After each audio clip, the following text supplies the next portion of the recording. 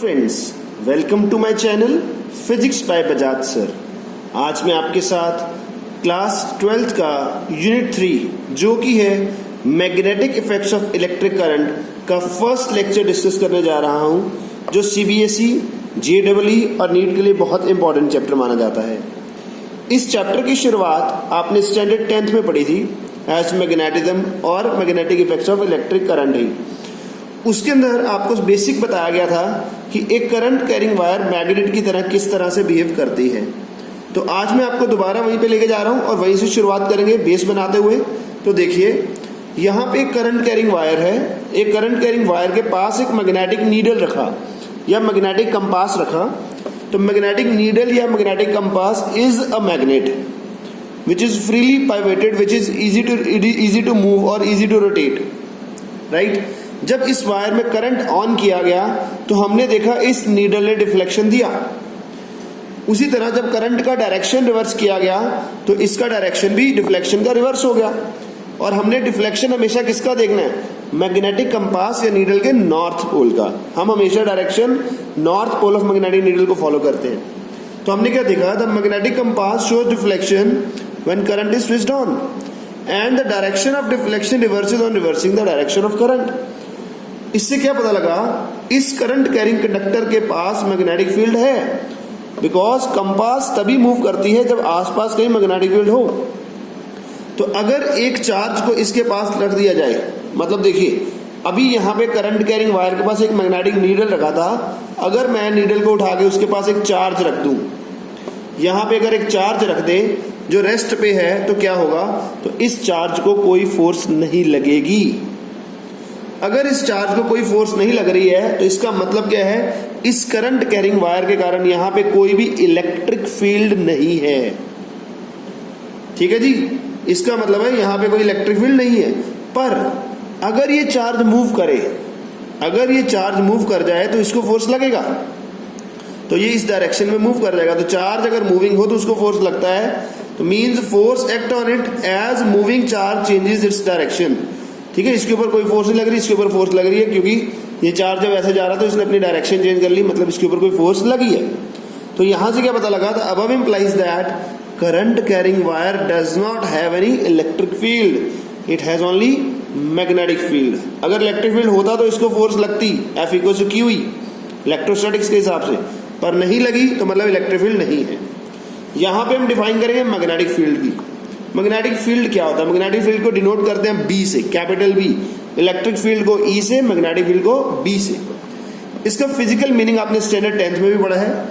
It is a space around a magnet up to which its force of attraction or repulsion can be experienced by some other magnet or magnetic material. Magnetic material कौन से होते हैं? Iron, निकल, cobalt, जिसको magnet का effect पता लगता है। तो हेंस क्रिस्टियन और येस्टेड था, और Oersted experimentally proved that current carrying conductor behave like a magnet. ये जो ऊपर मैंने यहाँ पे बताया आपको कि ये डिफ्लेक्शन आ रहा है, तो ये किसने बताया था? और येस्टेड ने अपना एक्सपेरिमेंट किया था उसके अंदर। तो यहाँ पे हम डिफाइन करेंगे मैग्नेटिक फील्ड स्ट्रेंथ को। मैग्नेटिक फील्ड स्ट्रेंथ या मैग्नेटिक फील्ड इंटेंसिटी भी बोलते हैं बी को। ये एक वेक्टर क्वांटिटी है जैसे इलेक्ट्रिक फील्ड था, एंड इसकी डायरेक्शन भी होनी चाहिए। तो हम थोड़ा सा स्टेप फॉरवर्ड करेंगे इसकी डायरेक्शन की तरफ। देखिए जी, जैसे एक वायर है, ये साउथ से north, north south west east direction बना लिया। ये वायर में करंट जा रहा है फ्रॉम साउथ टू नॉर्थ। अगर यहाँ पे मैग्नेटिक नीडल रखा है और ये जो शेडेड पोर्शन है, डार्क वाला पोर्शन है, ये नॉर्थ पोल माना जाता है मैग्नेटिक नीडल का। ओके, ये नॉर्थ पोल है। उन्हें नॉर्थ पोल का डिफ्लेक्शन देखना है। तो this north pole of magnetic needle will deflect towards west. On reversing the direction of current it will deflect towards right, that is towards east. ठीक है जी, तो यहां पे हमने बना लिया स्नो रूल। स्नो रूल क्या है? जब वायर में करंट होगा साउथ से north, then deflection will be towards west. समझ रहे हो? डिफ्लेक्शन टुवर्ड्स वेस्ट तभी होगी जब साउथ से नॉर्थ करंट जा रहा है स्ट्रेट कंडक्टर में। तो ये रूल इसमें भी फॉलो कर दिया जी। When current flows in a straight conductor is from south to north, then the deflection of north pole of magnetic needle will be towards west। इसको स्नो रूल बना लिया। साउथ से नॉर्थ करंट जाएगा तो deflection of north pole will be towards west. Okay, अब intensity of magnetic field या magnetic field strength की mathematical definition देखिए क्या होगी। पीछे किया था फिजिकल डेफिनेशन, फिजिकल मीनिंग। अब करेंगे मैग्नेटिक फील्ड स्ट्रेंथ का मैथमेटिकल मीनिंग, वेक्टर क्वांटिटी है तो ऊपर वेक्टर लगा दिया। यहाँ पे एक पर्टिकुलर केस डिस्कस कर रहा हूँ, वहीं से इसका फॉर्मूला बनाएंगे और वहां से फॉर्मूला के साथ डेफिनेशन भी तैयार हो जाएगी। तो force on a charge moving in magnetic field, जब भी एक चार्ज मूव करता है मैग्नेटिक फील्ड में उसको फोर्स लगता है, तो वो फोर्स किसके ऊपर डिपेंड करेगा या फोर्स कितना होगा। This charge will experience force which tends to change its direction. ये चार्ज पार्टिकल है, ये इधर मूव कर रहा है v वेलोसिटी के साथ at an angle theta with magnetic field. Magnetic field का डायरेक्शन हम मानते हैं नॉर्थ से साउथ की तरफ। ओके, इधर नॉर्थ पोल है इधर साउथ पोल है। तो इस पार्टिकल के ऊपर जो फोर्स लगेगा जिसके कारण ये अपनी डायरेक्शन चेंज कर जाएगा, ये इधर जाते हुए ऐसा हो जाएगा, ये अपनी डायरेक्शन चेंज कर जाएगा, इधर को मूव कर जाएगा। तो वो जो डायरेक्शन में चेंज आया उसके ऊपर फोर्स लगी, वो फोर्स कितनी होगी उसका मैग्नीट्यूड देखिए। This force is given by F equals to Q V B sine theta. मतलब चार्ज के मैग्नीट्यूड पे, स्पीड पे कितना मैग्नेटिक फील्ड है और साथ साथ में किस एंगल पे उसको प्रोजेक्ट किया गया वो भी डिसाइड करेगा।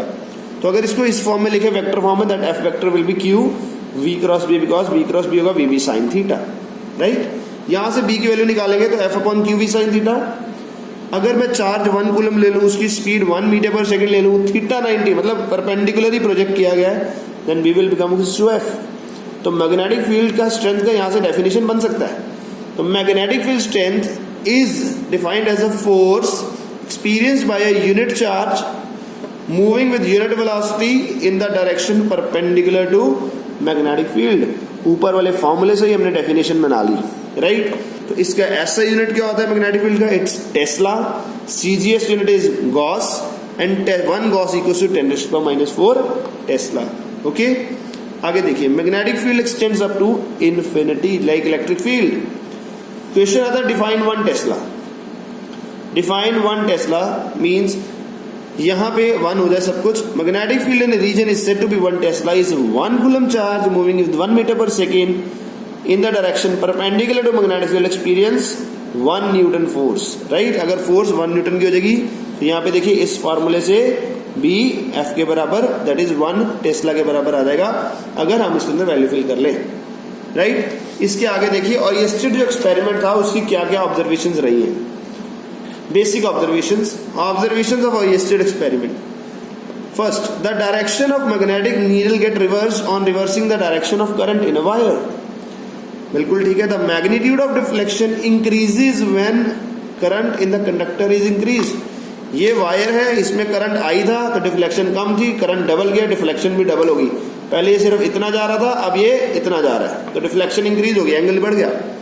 The magnitude of deflection decreases on increasing the distance of needle from the conductor. यहां पे डिफ्लेक्शन ज्यादा है, यहां पे डिफ्लेक्शन कम है, जितना डिस्टेंस होगा उसके इनवर्सली प्रोपोर्शनल, राइट। और Oersted concluded that an electric current or the flow of electric charges in a conductor produces magnetic field, that is flow of charges is the source of magnetic field। basically तो charge ही flow कर रहा है, okay।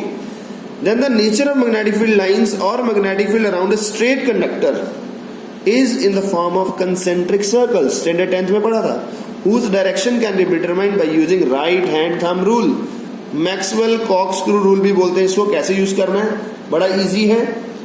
हमने current carrying conductor को, straight conductor को अपने right hand में hold करना है लाइक दिस, सच दैट जिधर को करंट का डायरेक्शन है उधर को आपका अंगूठा हो, राइट। अगर मैं करंट का डायरेक्शन इधर को मान रहा हूं इस वायर में, तो अंगूठा इधर को रखना है। तो जिस डायरेक्शन में आप ये उंगलियां रैप करेंगे, अपनी ये वाली ये उंगलियां रैप करेंगे, the direction in which you wrap your fingers will give you the direction of magnetic field lines around the straight conductor. तो ये चीज हमने स्टैंडर्ड 10th में भी पढ़ी है, that is it will be in the shape of concentric circles, okay. तो right hand thumb rule का डेफिनेशन मैंने बता दिया आपको। Suppose you are holding a current carrying conductor in your right hand such that your thumb points in the direction of current, then the direction in which you wrap your fingers will give you the direction of magnetic field lines or magnetic field at that point, clear। then the intensity of earth magnetic, earth भी magnet की तरह behave करती है, तो earth magnetic field कितना होगा 3.6 into 10⁵ Tesla. यहाँ पे एक छोटा सा शॉर्टकट बताता हूँ। अगर वायर के magnetic field lines concentric circle है, अगर वायर की डायरेक्शन में करंट का डायरेक्शन ऊपर को है, तो जिधर को करंट का डायरेक्शन है उसके राइट साइड में सेम एरोस लगा दीजिए, उसके राइट साइड में सेम एरोस लगा दीजिए। देखिए राइट साइड में same arrows. This is the direction of magnetic field lines accordingly. Clear है? Like this. ये उंगलियां घुमा रहे हो. Right. Thanks for watching. God bless you. अगर कोई डाउट हो तो डू कमेंट.